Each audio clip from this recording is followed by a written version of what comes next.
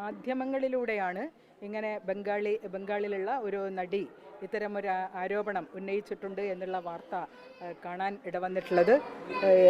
ഇത്തരത്തിൽ തൊഴിലിടത്തിൽ വെച്ച് അനുഭവിച്ചിട്ടുള്ള പ്രശ്നങ്ങളുമായിട്ട് ബന്ധപ്പെട്ടുകൊണ്ട് പരാതികൾ ഉയർന്നു വരുമ്പോൾ സ്വാഭാവികമായിട്ടും നല്ല രീതിയിലുള്ള അന്വേഷണം നടത്തി എത്ര ഉന്നത സ്ഥാനത്തുള്ള ആളായാലും നടപടി എടുക്കണം എന്നുള്ളതാണ് വനിതാ കമ്മീഷൻ്റെ അഭിപ്രായം.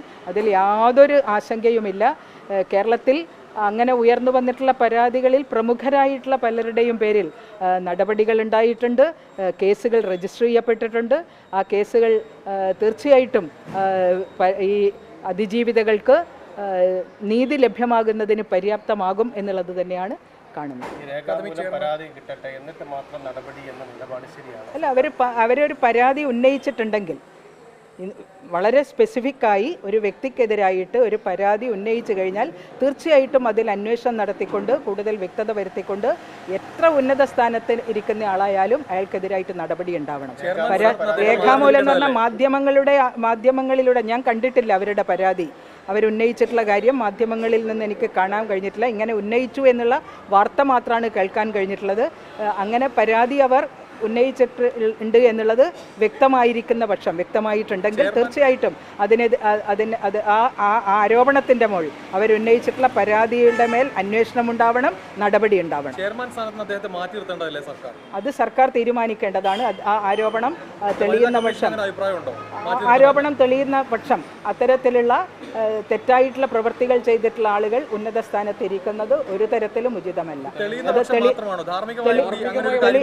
തെളിയുന്ന പക്ഷമല്ലാതെ ഒരാളുടെ പേരിൽ ഒരു ആരോപണം വന്നു കഴിഞ്ഞാൽ തീർച്ചയായിട്ടും അത് അന്വേഷിച്ചുകൊണ്ട് അത് തെളിയേണ്ടതായിട്ടുണ്ട്. അയാൾ കുറ്റം ചെയ്തിട്ടുണ്ട് എന്നുള്ള വസ്തുതകൾ പുറത്തു വന്നിട്ടുണ്ടെങ്കിൽ തീർച്ചയായിട്ടും അത്തരത്തിലുള്ള അധികാര സ്ഥാനങ്ങളിൽ കൈകാര്യം ചെയ്യാൻ അനുവദിക്കരുത് എന്നുള്ളതാണ് കമ്മീഷന്റെ അഭിപ്രായം.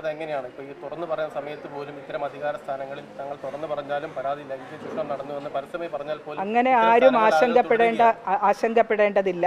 ഞാൻ ഇന്നലെയും പറഞ്ഞു, പരാതിപ്പെടാൻ ധൈര്യപൂർവ്വം മുന്നോട്ട് വരട്ടെ. നല്ല ആത്മവിശ്വാസത്തോടുകൂടി പ്രശ്നങ്ങൾ ഇങ്ങനെ സഹിച്ചു കഴിയേണ്ടവരാണ് എന്നുള്ള ധാരണയിൽ സ്ത്രീകൾ നിൽക്കേണ്ടതില്ല.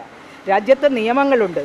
ആ നിയമവിരുദ്ധമായിട്ടുള്ള പ്രവർത്തനങ്ങൾ തങ്ങൾക്ക് നേരെ ഉണ്ടാകുമ്പോൾ നല്ല കരുത്തോടെ നട്ടെല്ല് നിവർത്തിപ്പിടിച്ച് ശിരസ് ഉയർത്തിപ്പിടിച്ച് വിരൽ ചൂണ്ടുന്നത് തെറ്റ് ചെയ്തവർക്കെതിരായിട്ടാണ്. അവരാരെയും ഈ പരാതിപ്പെട്ടു എന്നുള്ളത് കൊണ്ട് എന്തോ ഒരു അപമാനം ഈ പരാതിപ്പെടുന്നവർക്ക് സംഭവിക്കുന്നു എന്നുള്ള ധാരണയാണ് മാറ്റേണ്ടുന്നത്.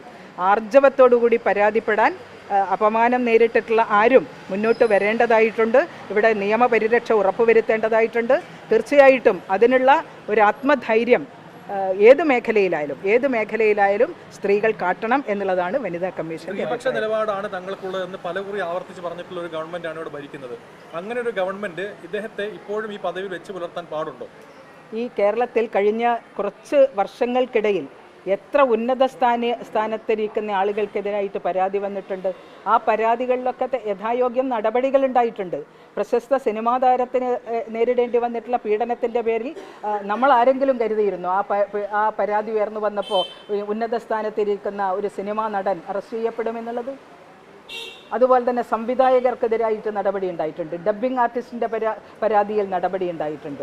ഒരു സംവിധായകനെതിരായിട്ട് ഒരു തിരക്കഥാകൃത്ത് നൽകിയിട്ടുള്ള പരാതി പരിശോധിച്ചുകൊണ്ട് റേപ്പിന് കേസ് ചാർജ് ചെയ്തിട്ടുണ്ട്.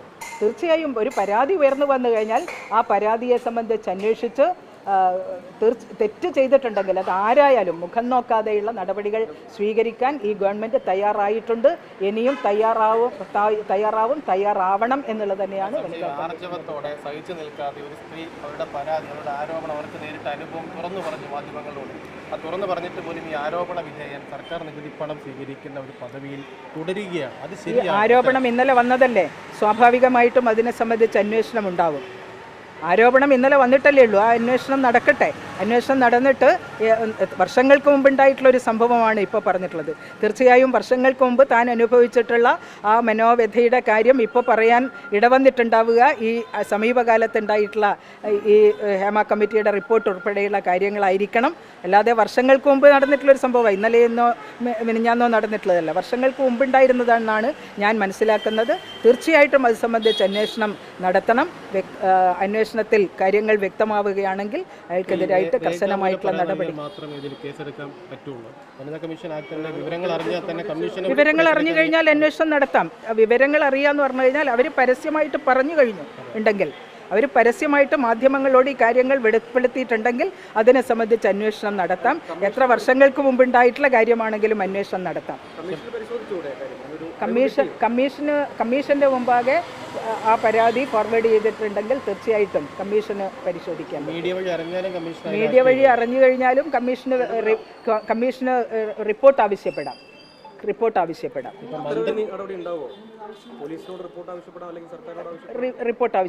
കമ്മീഷൻ ആവശ്യപ്പെടും.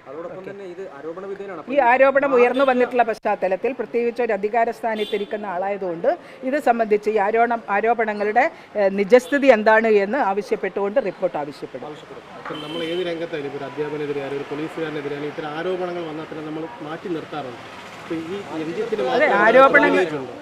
ആരോപണങ്ങൾ വന്നതിൻ്റെ അടിസ്ഥാനത്തിൽ ഒരു പ്രാഥമിക പരിശോധന നടത്തിക്കൊണ്ട് നടപടിയെടുക്കാൻ സർക്കാർ തയ്യാറാകും എന്നാണ് ഞാൻ കരുതുന്നത്.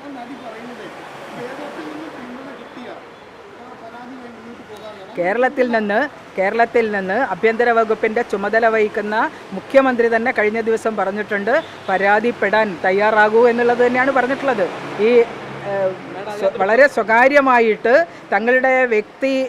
തങ്ങളുടെ സ്വകാര്യതക്ക് ഭംഗമുണ്ടാവാത്ത വിധത്തിലെ കാര്യങ്ങൾ ചെയ്യാൻ പാടുള്ളൂ എന്ന് പറഞ്ഞിട്ടുള്ള ഒരു സാഹചര്യത്തിലാണ് അദ്ദേഹം പറഞ്ഞിട്ടുള്ളത്. പരാതിപ്പെടാൻ ആരെങ്കിലും തയ്യാറായി കഴിഞ്ഞാൽ തീർച്ചയായിട്ടും നടപടി ഉണ്ടാവുമെന്ന്. അവർ ബംഗാളിലായി കഴിഞ്ഞാലും മറ്റേതൊരു സംസ്ഥാനത്തുള്ള സ്ത്രീ ആയി കഴിഞ്ഞാലും അവർക്ക് ഈ മലയാള സിനിമാ രംഗത്ത് അത്തരത്തിലുള്ളൊരു പ്രശ്നം ഉണ്ടായിട്ടുണ്ടെങ്കിൽ തീർച്ചയായിട്ടും അതിൽ അന്വേഷണം ഉണ്ടാകും എന്നുള്ള ഉറച്ച അഭിപ്രായം എന്നെ സംബന്ധിച്ചിടത്തോളം. മന്ത്രി അങ്ങനെ പറഞ്ഞോ എന്ന് എനിക്കറിയില്ല. ആരോപണങ്ങൾ വ്യക്തമായിട്ട് അവർ തന്നെ മാധ്യമങ്ങളുടെ മുമ്പാകെ വെളിപ്പെടുത്തിയിട്ടുണ്ടെങ്കിൽ അതിനെ സംബന്ധിച്ച് അന്വേഷണം നടത്താം. ഇത്തരം പരാതി കിട്ടിയാലേ അന്വേഷിക്കൂ, അല്ലെങ്കിൽ അന്നാലേ പുറത്താക്കൽ നടപടികളൊക്കെ ഉണ്ടാവൂ എന്ന് പറയുന്നത് തീർത്തും സാങ്കേതികപരമായ. ആരാ പറഞ്ഞത് അങ്ങനെ? ഈ പരാതി കിട്ടിയാൽ മാത്രമേ ഞാനിപ്പോ പറഞ്ഞല്ലോ, ഞാൻ പറഞ്ഞല്ലോ അവര് തീർച്ചയായിട്ടും അതാണ് ഞാൻ പറഞ്ഞത്. ഈ പരാതികൾ ഉയർന്നു വന്നിട്ടുള്ള പശ്ചാത്തലത്തിൽ അതിന്റെ നിജസ്ഥിതി എന്താണ് എന്നുള്ളത് കമ്മീഷൻ സർക്കാരിൽ നിന്ന് റിപ്പോർട്ട് ആവശ്യപ്പെടുന്നു.